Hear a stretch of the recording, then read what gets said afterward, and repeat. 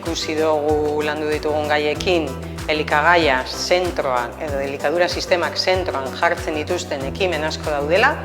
Gu ekoizleen partetik oso garrantzitsu ikusten dugu hau, eta falta zaiguna da gehiago sakontzea, gehiago ezagutzea gure artean, eta aurrera jarraitzea.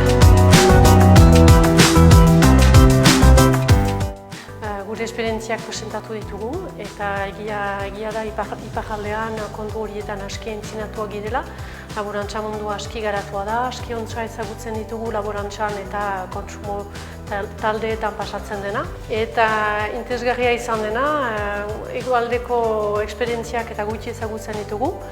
Iduritzen zaigu laborantza eta kontsumo taldeen egoera biziki desberdina dena.